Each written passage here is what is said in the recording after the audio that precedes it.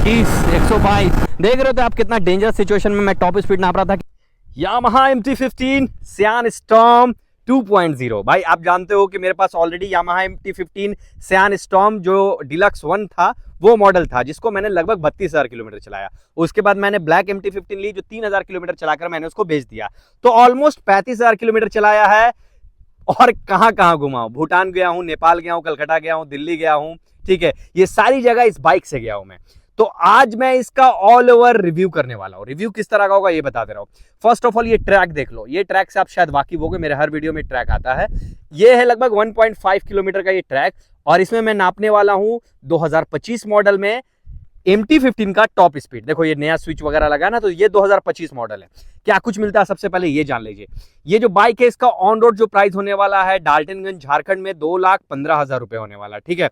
साथ में अगर मैं इसकी बात करूं कि ये क्या क्या चीजें आती है इसके साथ, खास क्या क्या है, तो इसमें USD फॉक्स मिलेगा, डुअल चैनल ABS है, वाइब्रे के कैलिपर्स है, TCS है, शानदार इंजन है। इंजन में 155 सीसी का इंजन है जो कि 18.2 bhp का पावर देता है और 14.1 न्यूटन मीटर टॉर्क देता है। असिस्टेंट स्लीपर क्लच है, रेडियल टायर है जो कि 140 सेक्शंस के हैं, डिजिटल कंसोल मीटर है जिसमें माइलेज वगैरह और आपको Bluetooth connectivity, gear shifting, positioning सब कुछ बताता है। साथ ही साथ इसमें आपको हजार्ड स्विच भी मिलेगा, इंडिकेटर्स वगैरह LED में है, सामने प्रोजेक्टर लाइट है जो विजिबिलिटी काफी ज्यादा अच्छी देती है। ग्राउंड क्लियरेंस 170 mm है। सीट हाइट की बात करो तो 810 mm का सीट हाइट है और काफी अच्छा इसका स्टांस बनता है। भाई मैंने जल्दी बता दिया। अब मैं मुद्दे की बात पे आता हूं कि इसका टॉप स्पीड कितना जाने वाला है। चलो वीडियो से पहले गेस कर लो कि टॉप स्पीड कितना जाने वाला है, उसके बाद हम देखेंगे कि एक्चुअली टॉप स्पीड कितना गया। मेरे ख्याल से 135 तो जाना चाहिए इस ट्रैक पे। चलिए लेट्स स्टार्ट द वीडियो। सो भैया चलो रिव्यू स्टार्ट करते हैं, क्योंकि देखो अभी बैटरी भी बहुत कम है मेरे GoPro में। यहाँ पर देख लो, सबसे पहले मैं आपके लिए सील तोड़ देता हूँ। ज़िंदगी में कभी तो सील तोड़ी। ये देखो, ये मैंने इधर इसको फेंक दिया सील को, ठीक है। और ये देखो कितना विजिबल है। एक चीज़ देखो, जैसे मैंने पल्सर N160 का वीडियो बनाया था, लेकिन ये जो विजिबिलिटी देख रहे हो आप मीटर का, आपको इतना विजिबल मीटर कोई भी नहीं देखेगा। इसीलिए शायद बोला जाता है कि यामाहा अपनी क्वालिटी में बेस्ट है। और इसकी हैंडलिंग का स्टांस देखो, स्टांस देख रहे हो कितना अच्छा बैठ रहा है चारों तरफ से। मतलब मैं बहुत ज़्यादा झुक भी नहीं रहा हूँ, स्टाइलिश भी लग रहा है और काफ़ी अच्छा प्रैक्टिकल हैंडल बार है। साथ में देखो स्विचेस की एक आध दो गड़बड़ी है, एक आध दो स्विचेस अच्छा है। यहाँ देखो इन्होंने इंटीग्रेटेड स्विच दे दिया जिसमें सेल्फ स्टार्ट और इंजन किल स्विच एक ही में है। साथ में यहाँ पे हजार्ड फीचर दे दिया, क्योंकि अब लोग बाहर से हजार्ड लगाते थे तो यामाहा ने बोला चल भाई मैं लगा देता हूँ।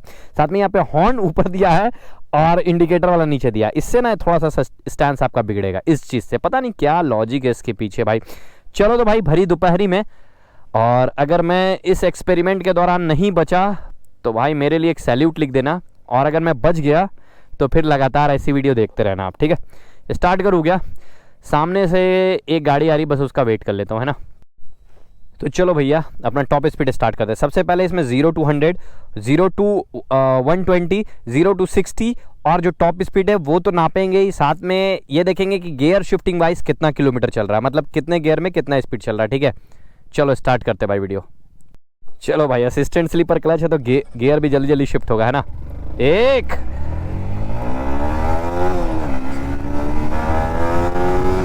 62, 3 गियर में गया 90,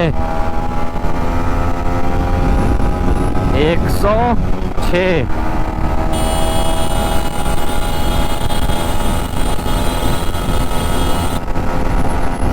118, 120,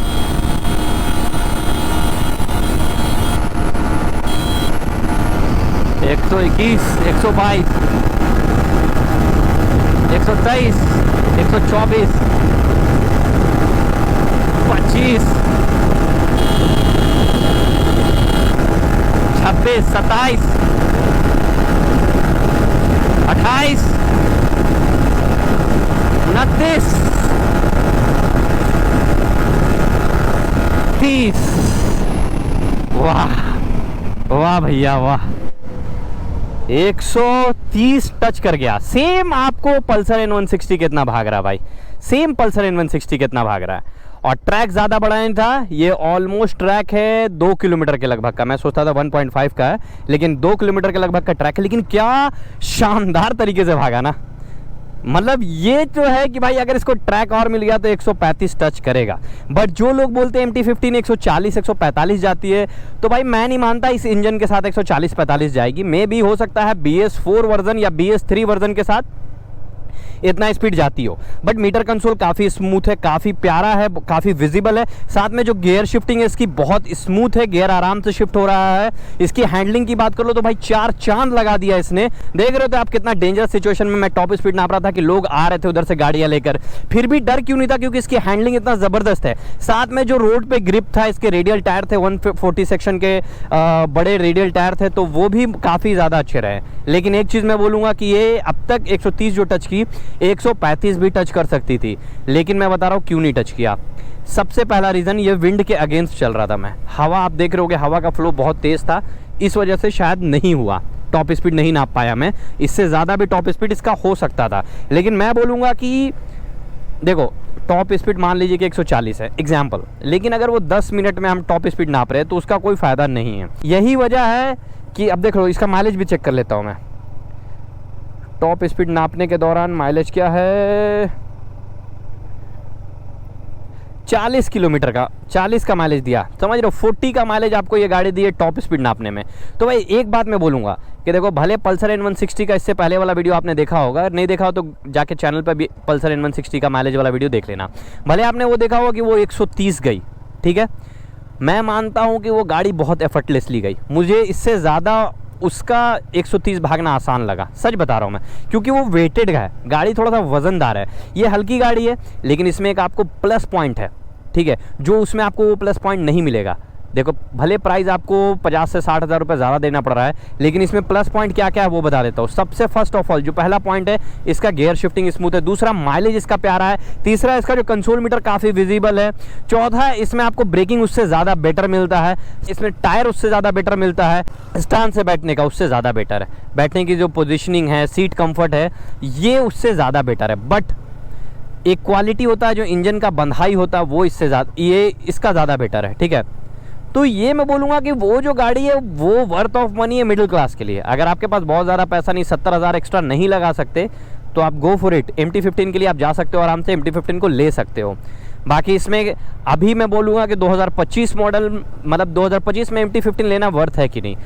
मानव इतिहास में मुझे आज तक नहीं लगा भाई कि 2 लाख तक इससे बेस्ट कोई गाड़ी बनी हो। क्या स्मूथ इंजन है, क्या प्यारा इंजन है।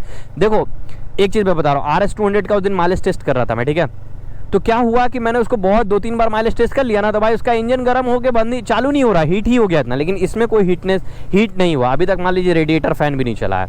तो ये बहुत अच्छे टेक्नोलॉजी के साथ बनता है, ये चीज़ मैं मानता हूँ। साथ में इसका जो पार्ट्स है थोड़ा महंगा तो मिलता है, लेकिन पार्ट्स बहुत दिन तक चलता है, बहुत ही ज़्यादा मजबूत होता है। आपने अगर मेरा एक वीडियो नहीं देखा होगा तो जाकर देख लेना कि MT-15 को मैंने अपने हाथों से तोड़ा था, ठीक है। तो वो वीडियो ज़रूर देख लेना आप। डेट देखते कितना देर में जाता है। मतलब मैंने जो पहला वाला जो मेरा MT-15 था, सेम इंजन था, BS6, सेम पावर वगैरह फिगर, वो लगभग उसमें लगा था मेरे को 12 सेकंड, ठीक है। स्टार्ट करते हैं, मैं टाइम नहीं देख रहा हूँ, आप लोग टाइमर लगाना, ठीक है। चलो स्टार्ट करते हैं, 1 2 3।